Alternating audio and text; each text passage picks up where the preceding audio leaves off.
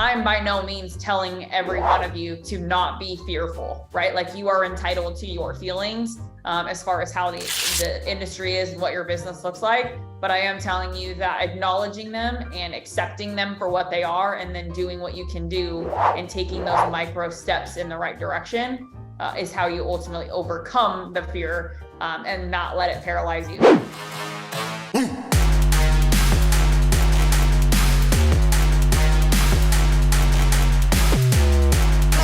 Because the management and transparency is what's very important. So once you submit a referral, you're going to have your own Home Advantage account, and it's going to tell you where everything sits. So if you have 10 referrals that you've sent into the network, it's going to give you all 10 referrals. It's going to tell you every milestone that client is sitting in, whether they're touring homes, whether they're in escrow. And you now can manage through the Home Advantage application as far as what your pipeline looks like for the referrals that you've sent. And so it's pretty sophisticated, and it's all click of a button, guys. Welcome to those of you on the back end of Zoom. If you have been on a LabCoatAgents webinar before, you know we're going to go live on the Facebook first, and then we will get started just like that. Stuff happens fast. Welcome, LabCoatAgents. Welcome to those of you on the back end of Zoom to another fabulous webinar that's about ready to happen. The Instagram lead funnel is what this one is titled. And so if you, as a real estate agent, are sitting there thinking to yourself, which I think most of you are, how in the hell can I effectively use social media, more specifically Instagram, to create business, to become a lead funnel, which is really the future of where everything is going?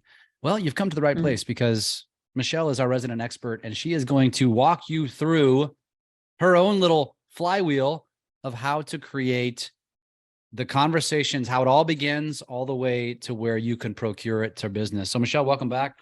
Excited to do this. Yeah. Thanks for having me. It's always fun to do it with you, for sure. I think you and I feed off of each other very well. And I think that this conversation is really pertinent.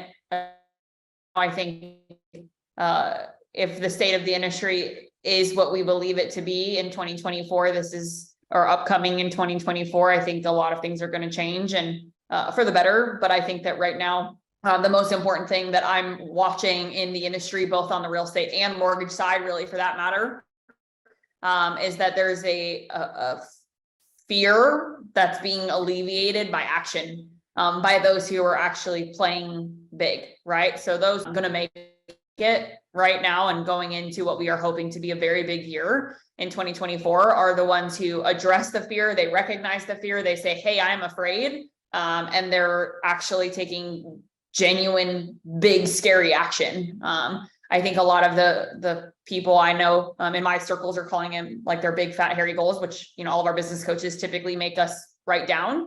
And I think that for most of them, this is where that stands is, okay, so if I am preparing for a big year, it's not happening right now, right? Meaning, hey, realtor, I know your business is slow right now, but you're preparing and you're building the foundation for what will be potentially a record year on both ends. Then what are the actions I can take while I'm fearful? And that's really where this concept came from.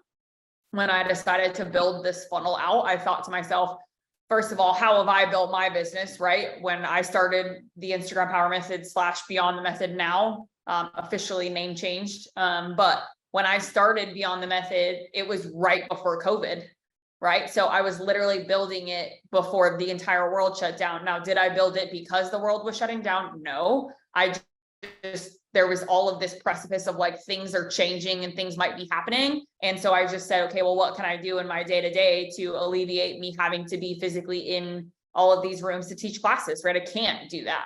So what can I do? And that was how Beyond the Method ultimately, was born. And that's kind of what we're seeing right now, right? So if you know that the foundation is missing for you when it comes to social, or in this case, Instagram, because that's my platform of choice, then this funnel is for you, right? Because while you're fearful, it gives you the direct step-by-step action items that you can be taking right now, despite the fear. So what I want to make sure I say out loud is I'm not, and I'm sure Jeff, you'd second this. I'm by no means telling every one of you to not be fearful, right? Like you are entitled to your feelings as far as how the industry is and what your business looks like. But I am telling you that acknowledging them and accepting them for what they are, and then doing what you can do and taking those micro steps in the right direction is how you ultimately overcome the fear and not let it paralyze you. So I And you're think talking that's where I'll start. about the fear of posting, the fear of being on social, the fear of having No, to I'm go. talking about the fear of their business, right? Like most realtors, like my business is really slow, or most mortgage professionals, I'm sure you see it, Jeff. There's a massive fear in both industries right now of, well, my volume is down XYZ amount, or this is down XYZ amount. And so in order to alleviate, that's what I'm talking about, not the fear of posting on social, because I think we've certainly beat that one, and most people accept that they're fearful there. Very good. Awesome. Well, let's get down to it. Cool. I'm gonna go ahead and screen share so that you guys can see what I see and what I have built here, and then Jeff and I will work through this for all of you. One thing I will say is that I really love the chat box during these things. So if there's anything that comes through and people have questions, or if you're, just out of curiosity based off of one of the steps that we're on, I'm sure that Jeff will cut me off and ask the question as he sees it come through. Yep. So please feel free to do so. Don't be shy. All questions are good questions, but this is the Instagram lead funnel. So again, I built this with the understanding of how can I alleviate your guys' fear of your business being slow, right? Meaning my transaction volume is down, regardless, I mean, I know we have some people that watch that are on the loan side or on the title side or whatever, right? So whatever side you're on, business is slower than normal in some cases, if not most, right? You might be one of the few that are not having that experience, and that's amazing. But where this all starts is having a plan of attack, and building your engagement tracker is step number one.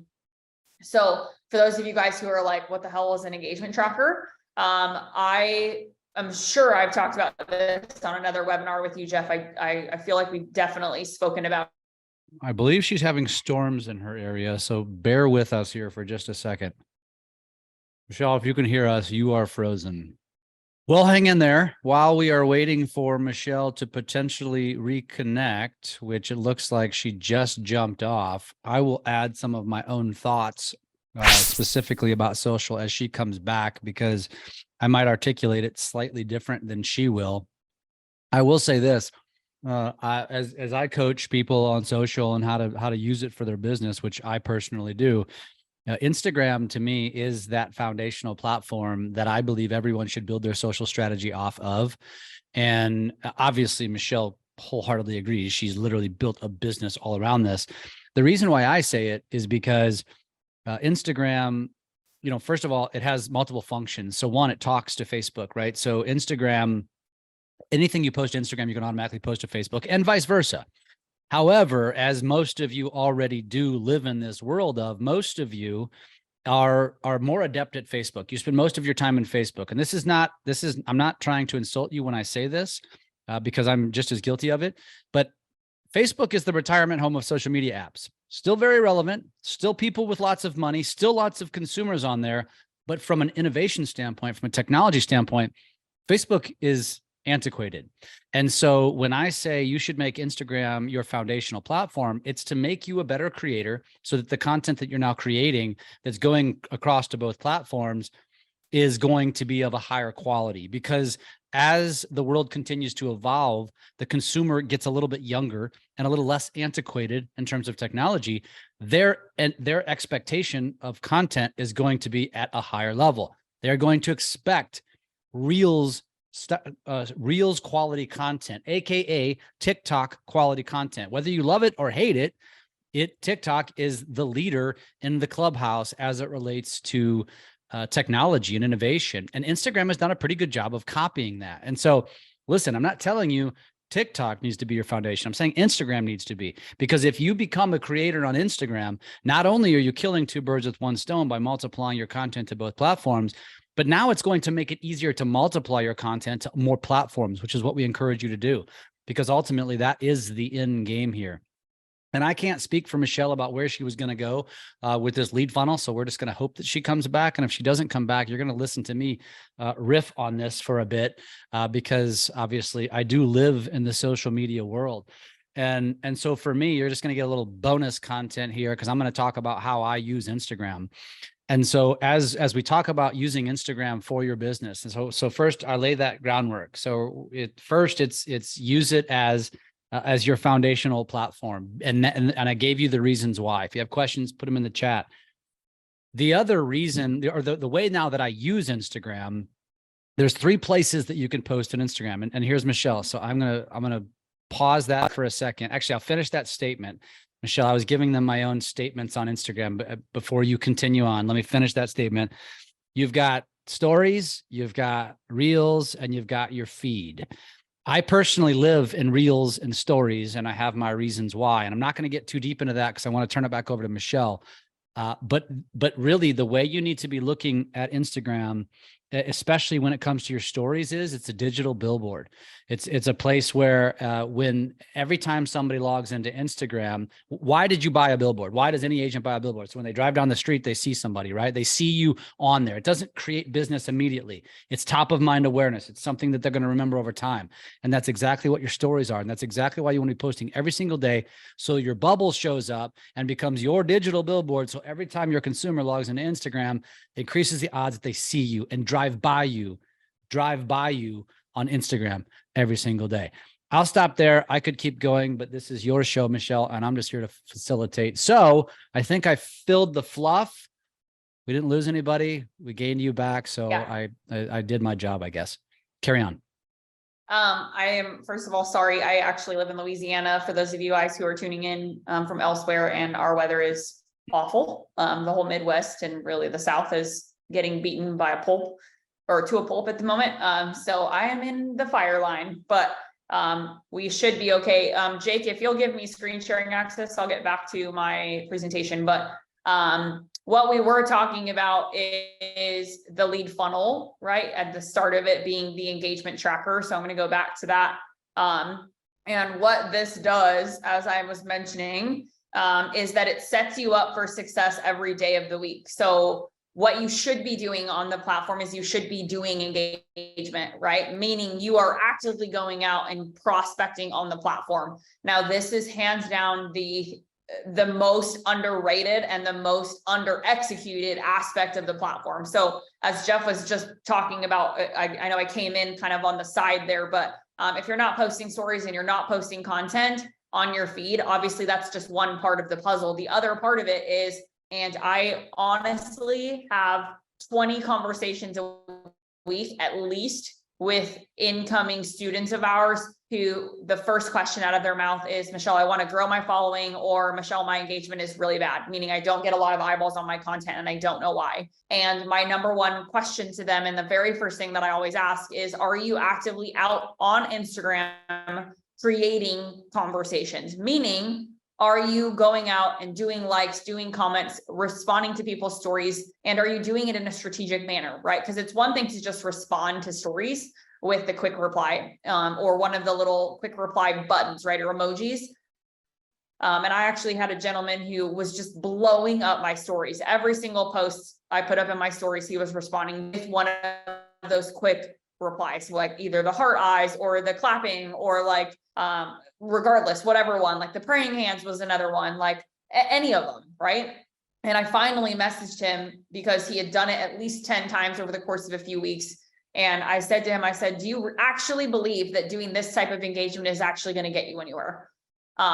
Because at that point I was frankly annoyed, right? Meaning I was just getting all of this engagement given to me, but there was no context, there was no meat to it, there was no conversation that could have been started, there was no questions asked. Truly, it was empty engagement. And so that's something to understand. If you're going to actively go out and create engagement, and in this context, what I'm teaching you how to do is prospect. If you're going to do so, you have to see it as equally as viable as your text campaigns or your email drip campaigns or your phone calls that you're making. And you have to plan the attack in that manner the same way. And that's really, really important. So if you want to get engagement you have to give it, right? Meaning you have to actively go out and create conversations. You have to actively go out and ask questions. And my business coach, the way he always describes it to me on the business side is you have to stay really curious, right? And how do you stay curious? You ask a lot of questions. You ask questions of your people, you ask questions of your team, you ask questions of your clients, and that's the best way to keep conversations going. So with this Monday, Tuesday, Thursday, or Wednesday, Thursday, Friday, this is what your tracker would look like. And each of these 5 days of the week, you're going to execute in one specific category, right? So as a realtor, who's your ideal client? And really understand that, right? And I think if you're saying, I specialize in working with first-time home buyers who have little to no money to put down, that is not an answer. And I'm really sorry if that's how you feel like you need to answer that question, but that's not an answer. Because the reality is that answer is the exact same answer that 1,000 other agents in your very similar area is probably saying, right? So what is your differentiator? What is the piece of that really helps you stand out? And this is an important piece to this because it helps you build your tracker out. So in order to build the tracker, we have to answer that question. So who is your ideal client? The way that I always describe this is, and Jeff, you might have heard this before from me, but one of the things I always say is if I were to actively turn around today and say, I'm going to go actually use the license I have and start really actively selling real estate instead of just one here and there and focusing on my company, right? But if I did decide to do that, what I would do is I would really hyper focus on who my ideal client is. And for me personally, they are either military spouses, meaning they're typically going to be the wives of the spouse who is active duty. I am part of a ton of really very micro networking communities here in my military community at Fort Polk. And we're getting ready to move to Fort Campbell. So I would very easily be able to tap into that military wife community there. And that would be one of my ideal clients. So as sad as that might sound, where I am saying I don't necessarily want to work with the husband, that's okay. Me saying I want to work with the wife, that's who my ideal client is. In one category, another specific ideal client for me would be a CrossFitter, right? Or somebody who's really into fitness. My husband is getting ready to train or to compete in his first ultra marathon in August, which I just think is batshit crazy in my opinion. Awesome. But I'm super proud of him. I love that.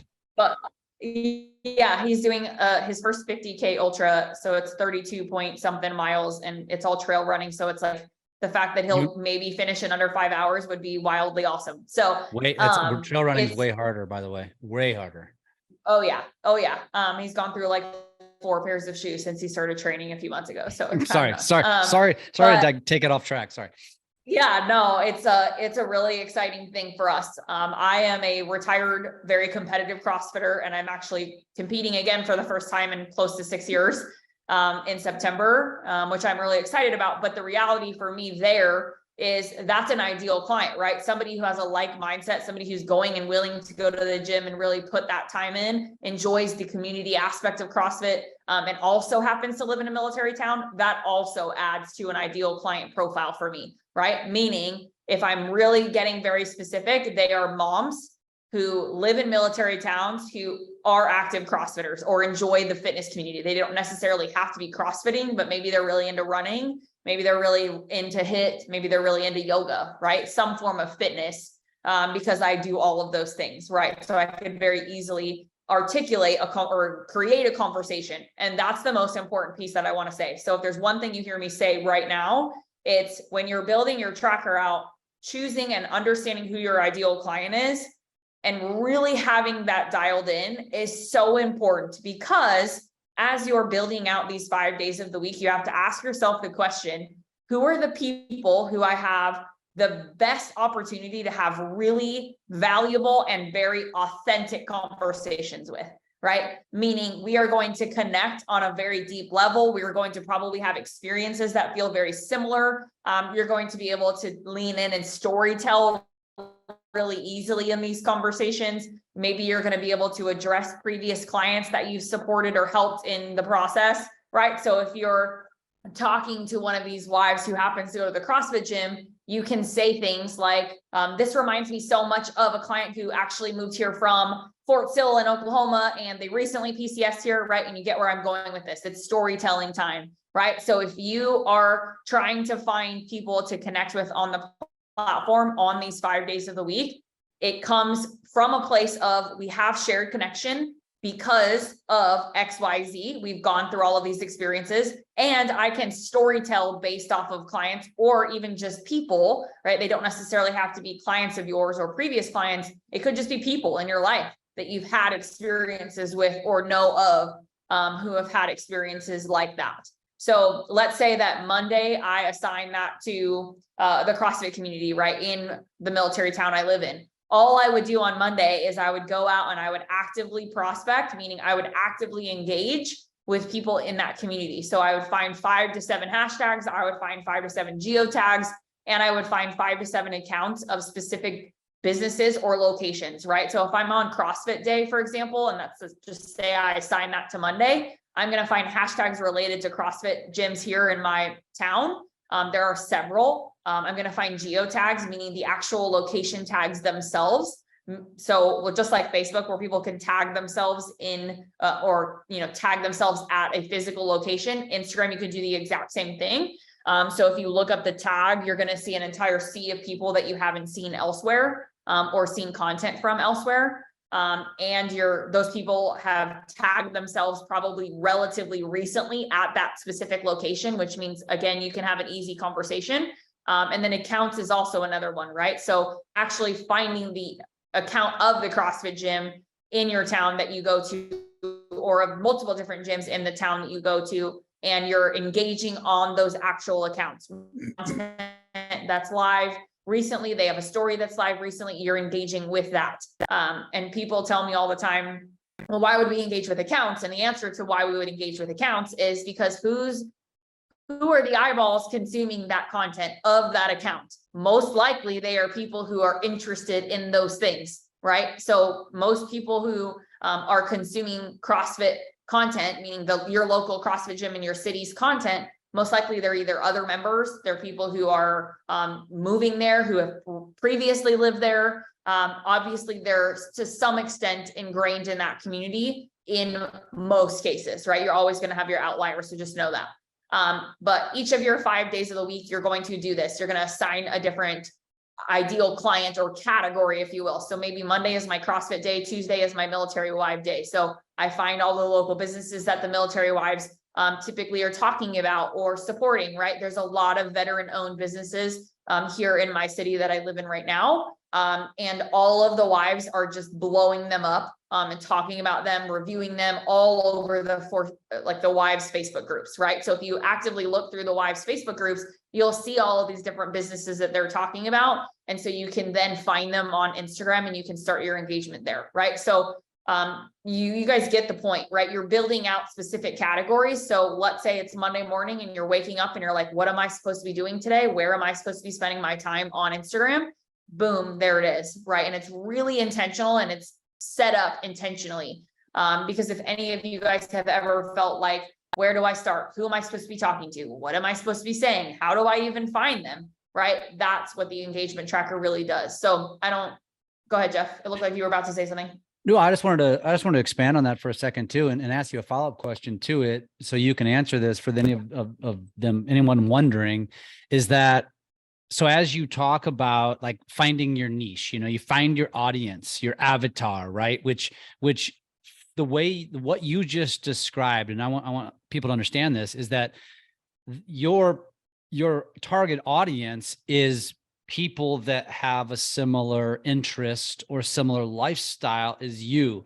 So it's not about I'm going to be the expert realtor that's going to give you all of this data about your market, because nobody's actually getting onto social for that stuff.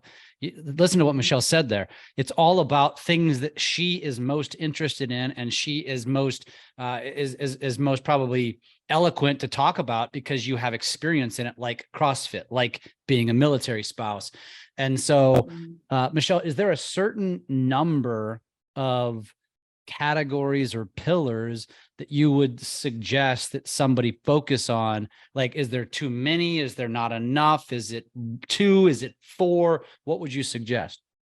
Yeah, that's a really good question. So when we help people build out the tracker, typically you're going to have 3 days of the week where it's an ideal client. So it might be 3 different ideal client categories, right? So for me personally, if I were building out my tracker, one day would be the fitness community. So I'd find all of those fitness gym related hashtags in my specific city. Day number 2 might be military wives groups in general. So the businesses that the military wives go to, or it could even be less specific than that. And maybe it's the businesses that the wives are just talking about, right? Whether it's the daycare center on base, or there's for us here at Fort Polk, there's a play place on base that has its own Instagram page, right? So like an indoor playground type place, which is a big deal in a military town. And then my 3rd day would be the military or veteran owned businesses, right? So I would have those 3 days kind of broken out. And then the other 2 days of my week. So let's say it's Monday, Friday, for example, if that's how you want to do it. Monday is going to be your following day, right? Meaning that on that day, all you're doing is engaging with people who are already following you, right? So you're loving on the existing.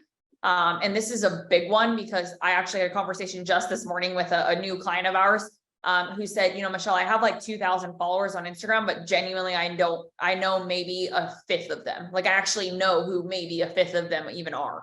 And that was a big ding, ding, ding for her when I said, one of the days of the week for you, you should be engaging with that list of people, right? Because those are people who have actively made the conscious decision to start following you. And have you reached out to them? And when I say reached out to them, I don't mean sending them a message saying, thanks so much for following me. I mean, like just created genuine engagement with them, right? So responding to a story that they put up, or posting or commenting on something that they posted on their feed, scrolling through their highlights and responding to one of them, right? And just being genuine, right? You should never, ever send someone a message saying, thanks so much for following me. It's the worst message you could send.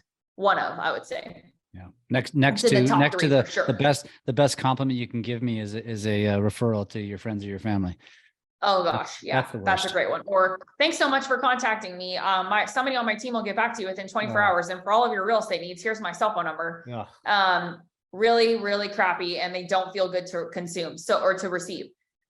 So that's one of the other 2 days. So you have your 3 days of ideal clients. You have an outlier day, right? So let's just say Monday is your following day. And then Friday, this is a really big one. And that is actually part of the lead funnel. So I want to get back to the lead funnel quickly after this.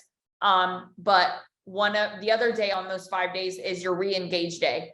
So a re-engage day is where any conversations that have started in your DMs over the course of the week. So almost always when we're either building trackers for clients or we're teaching our core students how to build this, we tell them to do it on Fridays, because what you is do nothing but re-engage with anyone who you had a really good or somewhat established conversation with.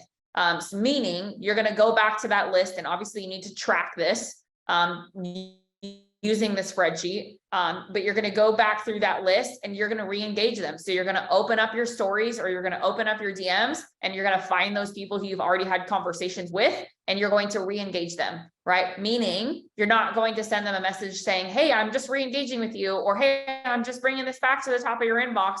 You're not saying that. What you are doing is you're going back to their profile. Do they have a new piece of content up? Do they have a new story up? And you're re-engaging them in a very authentic way. So you're reigniting that existing conversation without waving the hand of, hey, by the way, don't forget about me in your DMs, right? Because we don't want to be that guy. That's super important. So that's your long-winded answer to that question, Jeff. So, but you have 3 days, and then you have an outside 2 days. And those 2 outside days are really wildly important and will genuinely, honestly make or break your ability to generate business off the platform for sure.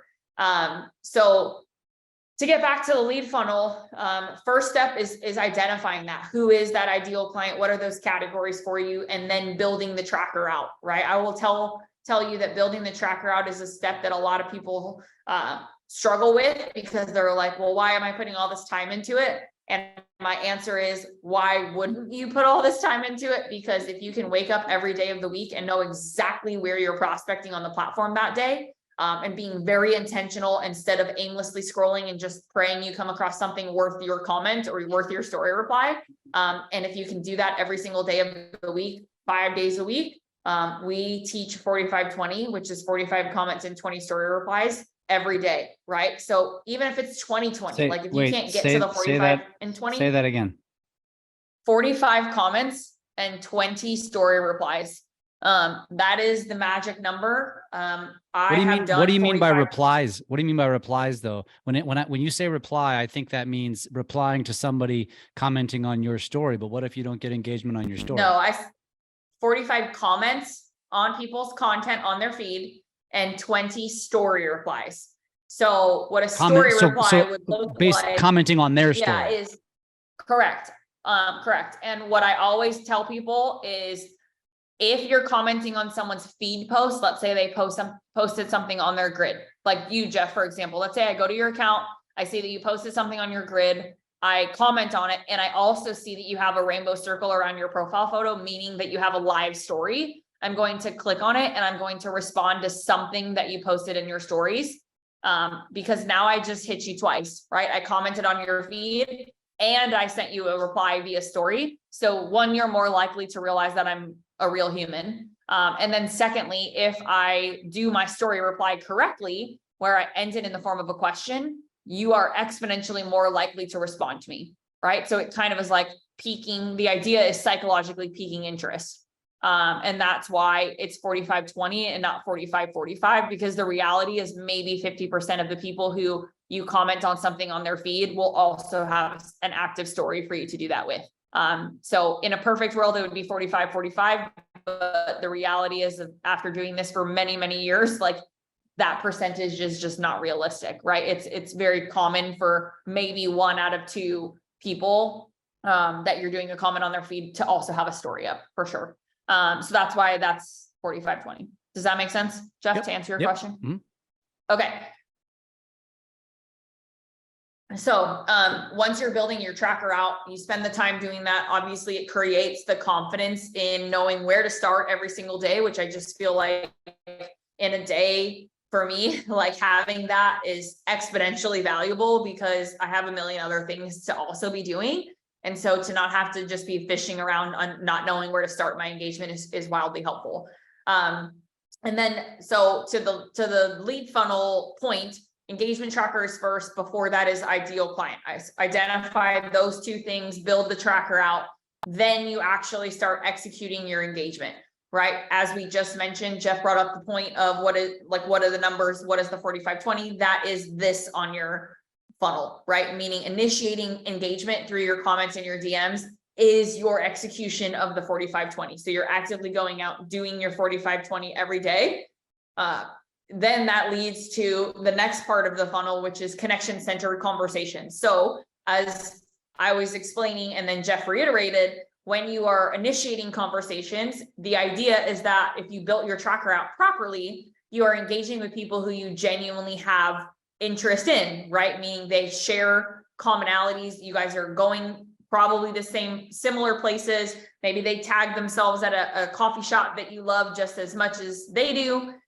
So when you initiate those conversations through that 45-20, it is rooted in connection. So you're continuing to be talking to people based off of those shared interests.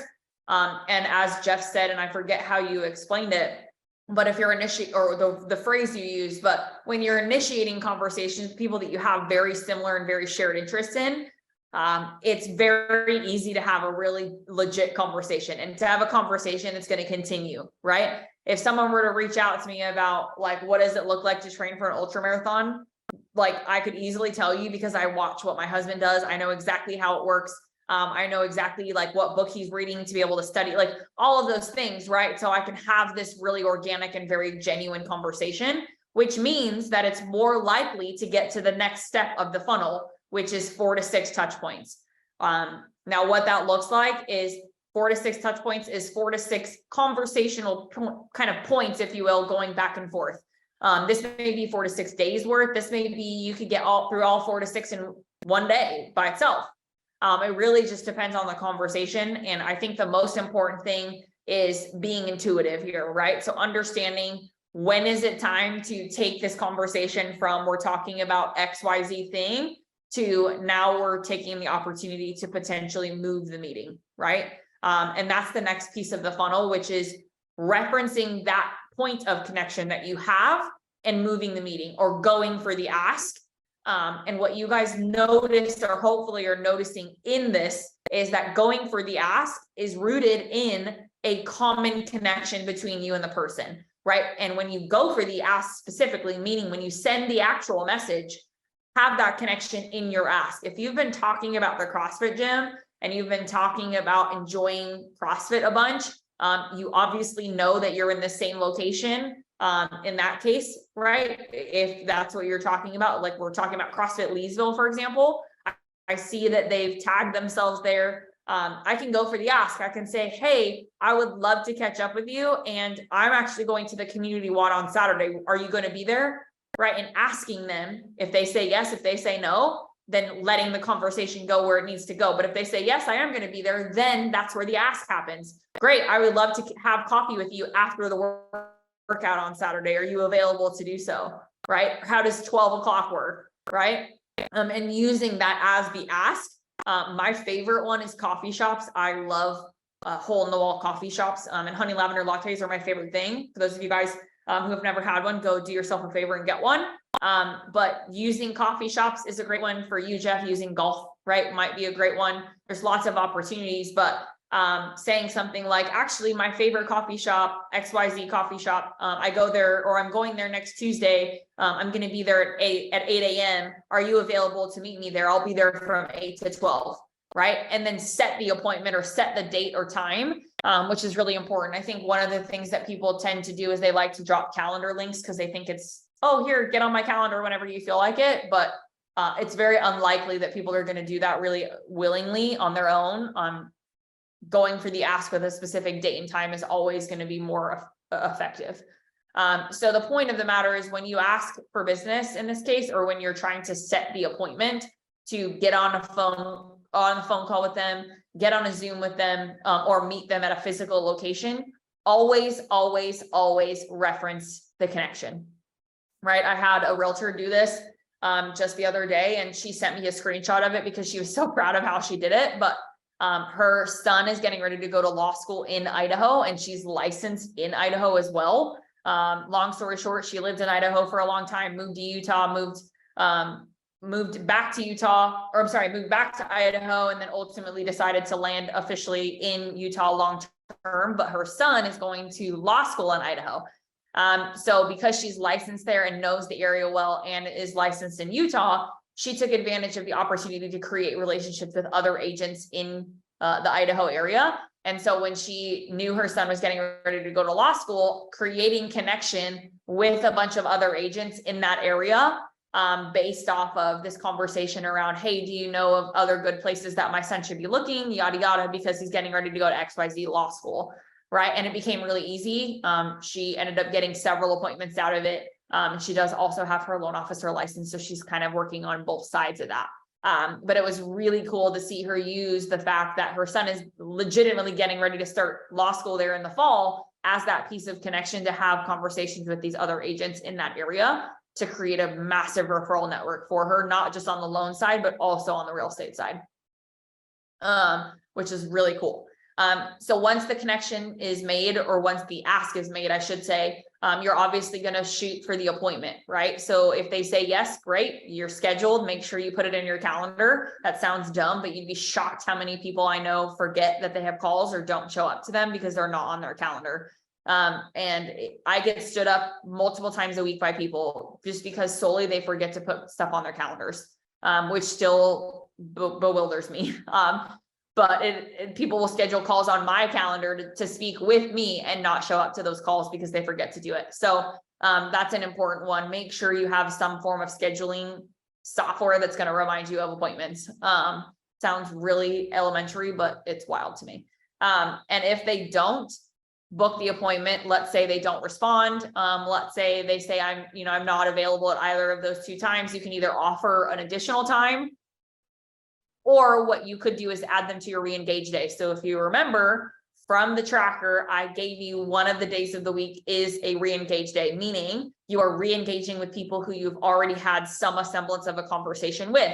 So if at some point you went for the ask and they never booked an appointment, or they just didn't respond to you when you asked for the appointment, that is the perfect person to add to your re-engage day, right? Or to add to your re-engage list so that you are re-engaging with them on the day you assign to that. Why? Because you're reigniting a conversation with someone who clearly you have already been able to get through these 4 to 6 touch points. You've had a good conversation with them back and forth. You've gone for the ask because you felt like you could. And then they just didn't respond. Maybe they missed the message. Maybe they just didn't see it in time. And there's lots of different reasons, right? But adding them to your re-engage list is the best thing you could do in that circumstance, unless they blatantly tell you to not contact them again, which after doing this for darn near 9 years, I've never actually had someone blatantly say, please never contact me again. Like, that's just not how people operate. When you've already had genuine conversations like that, that's not how it's going to go. Now, if you're super salesy and you're slimy about the ask, then yeah, people are going to tell you to move on and never contact them again. But once you add them to your re-engage list, then obviously we're back at the top of the funnel. Now we're working and we're executing the days of the week on our engagement tracker. So that is the flywheel, if you will, or the total funnel from top to bottom, and how ultimately the bottom leads us right back to the top. So Jeff, I'll hand it to you because I'm sure your brain is going. No, actually, I am listening and letting you do the lead here. So no, I don't have anything to add. If I do, I'll interject. Yeah. I just feel like this is one of those things for me where it's a no-brainer to understand, right? And I remember writing this for you guys and thinking, wow, I didn't even realize I built my own funnel without even really realizing that I had done that. But the value of the tracker and understanding where to start and how to start is so important. And it's just one of those things where I could spend an hour aimlessly scrolling on my Instagram feed and not get anywhere, or I could spend an hour on my Instagram every day, 5 days of the week, in a very specific and very intentional way, having conversations with people that I actually want to be potentially talking to because they think they could be ideal clients of mine.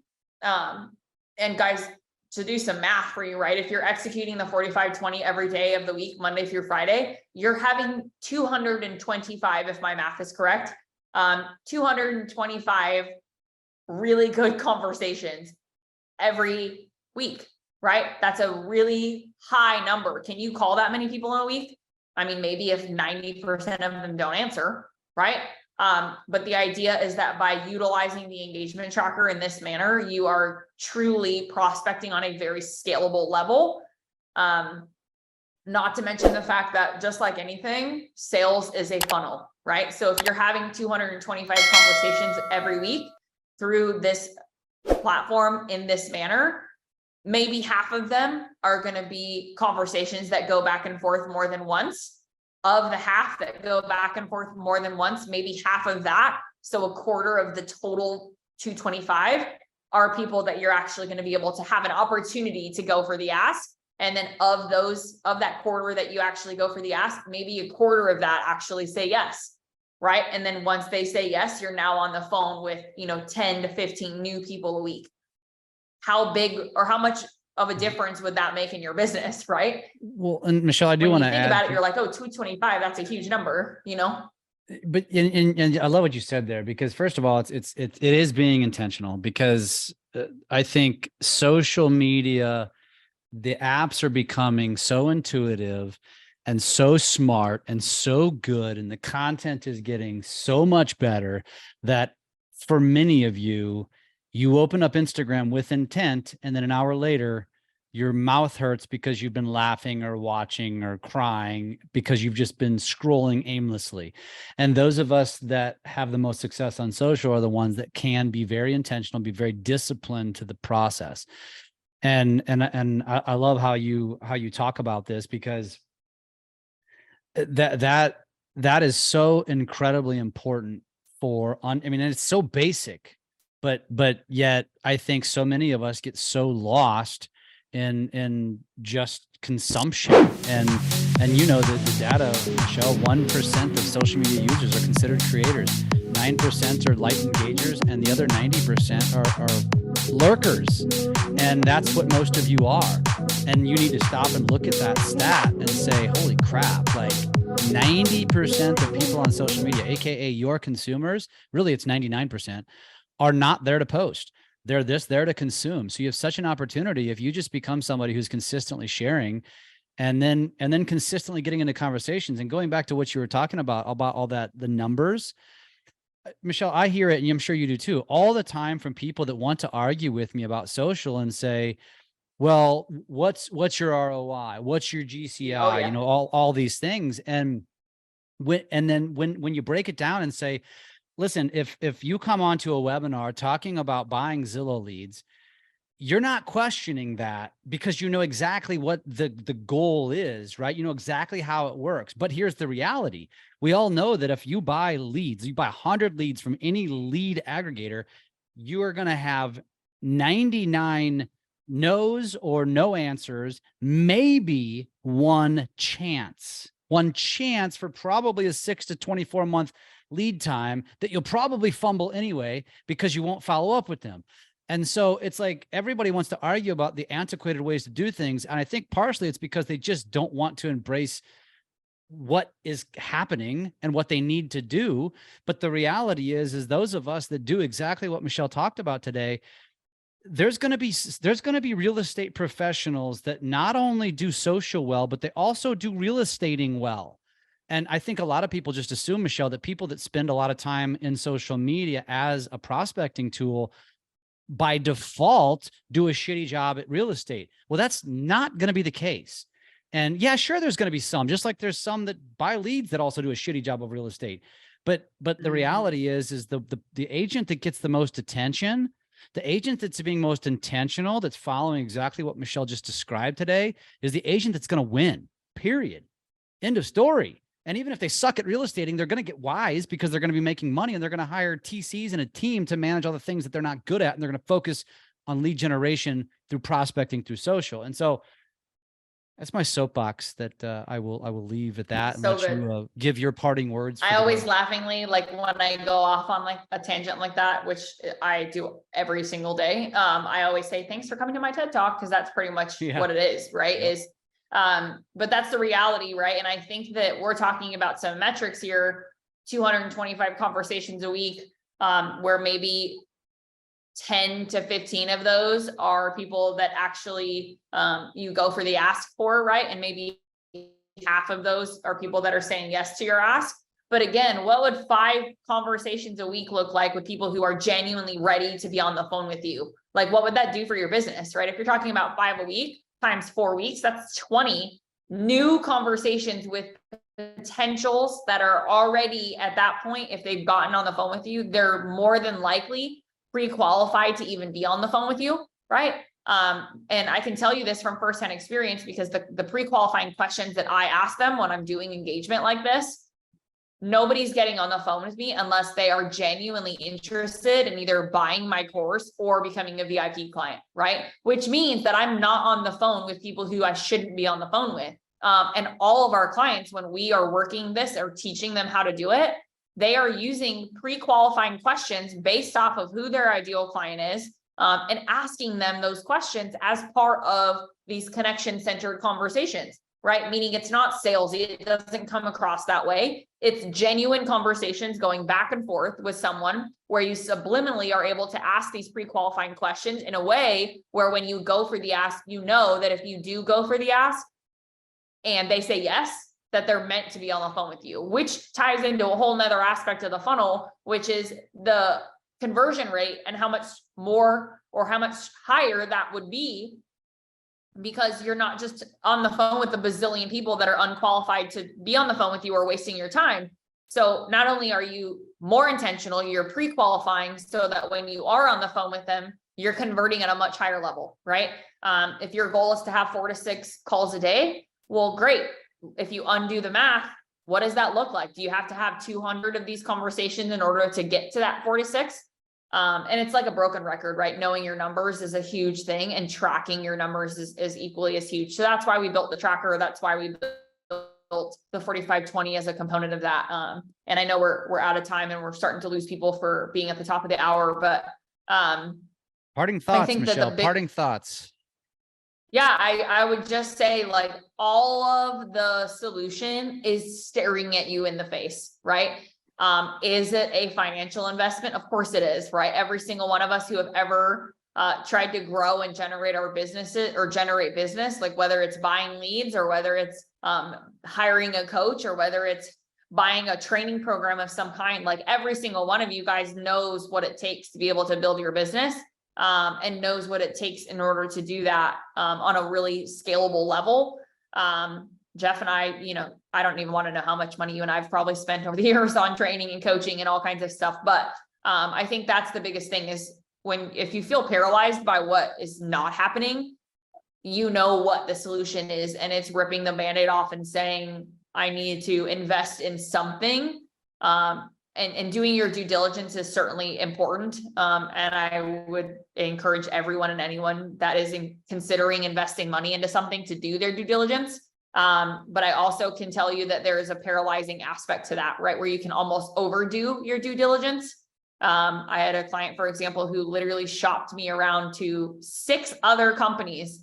And I finally just said to this woman, I said, I am just going to go ahead and take you off of our list, because if we're not the right person for you, then that's just fine. I am okay with not being that person for you. And she ultimately came to us and agreed that we were the right people. But sometimes you have to tell somebody no in order for them to be ready to say yes. So I think that's also part of this. But yeah, you guys have the solution, you guys have the answer. And there's lots of support out there to be able to move the needle. I think Jeff and I both are 2 great people for that, but really, it could be anybody that's going to help you make progress. How do they get in touch with you if they are so inclined? Yeah, the easiest way is definitely on Instagram. I'm going to go ahead and drop my Instagram handle in the chat box, and then Jake, you and Jeff or whoever, if you guys want to put it in the caption on Facebook or the show notes, whatever, but definitely Instagram. That's the easiest way to get a hold of me. I answer all my own DMs, so please feel free to reach out that way. Awesome. Michelle, always a pleasure. Thank you all for being on today. Make sure you grab her Instagram and connect and DM and use Michelle as an absolute resource because it will do wonders for your business. Michelle, until the next time, have a great one. Thank you. Good to see everybody.